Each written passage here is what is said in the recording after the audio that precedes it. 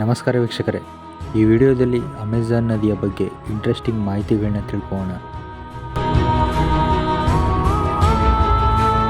ವೀಕ್ಷಕರೇ, ಈ ಅಮೆಜಾನ್ ನದಿ ಪ್ರಪಂಚದಲ್ಲೇ ಅತ್ಯಂತ ಎರಡನೇ ಉದ್ದವಾದ ನದಿ ಹಾಗೂ ಪ್ರಪಂಚದಲ್ಲೇ ದೊಡ್ಡದಾದ ನದಿಯಾಗಿದೆ.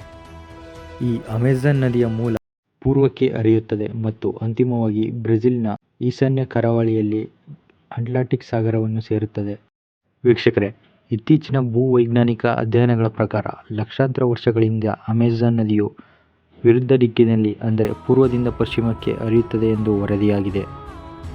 ಅಂತಿಮವಾಗಿ ಆಂಡೀಸ್ ಪರ್ವತಗಳು ರೂಪುಗೊಂಡ ನಂತರ ಪೆಸಿಫಿಕ್ ಮಹಾಸಾಗರಕ್ಕೆ ಅದರ ಹರಿವನ್ನು ತಡೆಯಿತು ಮತ್ತು ಅಟ್ಲಾಂಟಿಕ್ ಸಾಗರದಲ್ಲಿ ಅದರ ಪ್ರಸ್ತುತ ಮುಖಕ್ಕೆ ಈ ಅಮೆಜಾನ್ ನದಿಯು ಅದರ ದಿಕ್ಕುಗಳನ್ನು ಬದಲಾಯಿಸಿತು.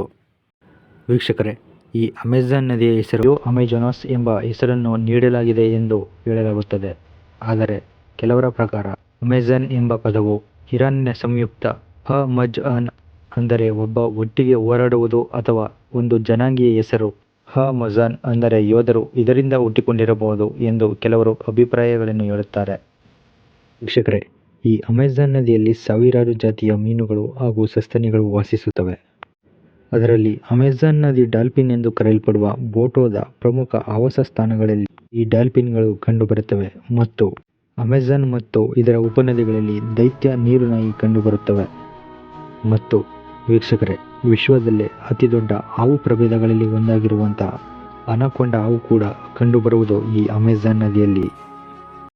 ವೀಕ್ಷಕರೇ, ಈ ಪಿರಾನ್ಹಾ ಎಂಬ ಆಕ್ರಮಣಕಾರಿಯಾದ ಮೀನುಗಳು ಈ ಅಮೆಜಾನ್ ನದಿಯಲ್ಲಿ ಹೆಚ್ಚಾಗಿ ಕಂಡುಬರುತ್ತವೆ ಮತ್ತು ಎಲೆಕ್ಟ್ರಿಕ್ ಈಲ್ ಹಾಗೂ ಇನ್ನೂ ಹಲವಾರು ಅಪಾಯಕಾರಿ ಮೀನುಗಳು ಇರುವುದರಿಂದ ಈ ಅಮೆಜಾನ್ ನದಿಯ ಹತ್ತಿರ ಮನುಷ್ಯರು ಹೋಗುವುದಕ್ಕೆ ಹಿಂದೇಟು ಹಾಕುತ್ತಾರೆ. ವೀಕ್ಷಕರೇ, ಈ ಕಂಡುಬರುತ್ತವೆ ಇನ್ನು ಸಾವಿರಾರು ಜಾತಿಯ ವಿಷಪೂರಿತವಾಗಿರುವಂಥ ಹಾವುಗಳು, ಕಪ್ಪೆಗಳು, ಮೀನುಗಳು ಈ ಅಮೆಜಾನ್ ನದಿಯಲ್ಲಿ ಕಂಡುಬರುತ್ತವೆ.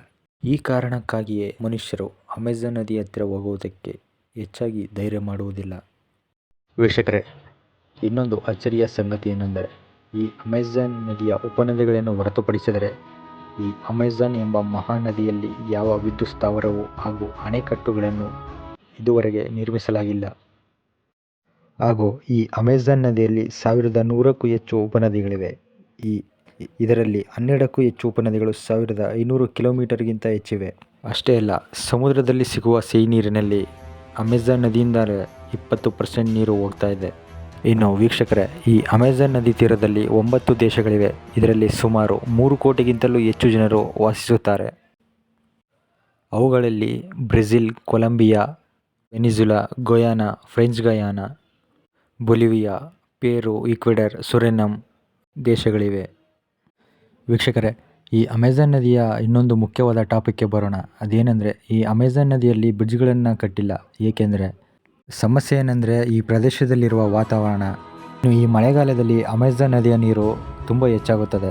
ನೀವು ಕೇಳ್ಬೋದು, ಎಲ್ಲ ನದಿಗಳು ಕೂಡ ಸಾಮಾನ್ಯವಾಗಿ ಮಳೆಗಾಲದಲ್ಲಿ ನೀರಿನ ಮಟ್ಟ ಹೆಚ್ಚಾಗುತ್ತದೆ ಅಲ್ವಾ ಅಂತ.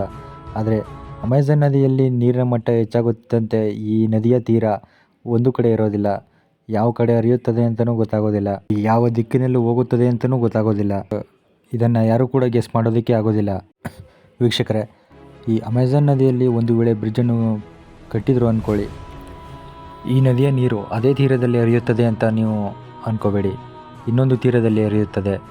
ಏಕೆಂದರೆ ಆ ಬ್ರಿಡ್ಜ್ ಕಟ್ಟಿದರೂ ಸಹ ಈ ಮಳೆಗಾಲದಲ್ಲಿ ನೀರಿನ ಪ್ರಮಾಣ ಹೆಚ್ಚಾದಂತೆ ಈ ಅಮೆಜಾನ್ ನದಿ ಒಂದು ತೀರದಲ್ಲಿ ಹರಿಯುತ್ತದೆ ಅಂತ ನಾವು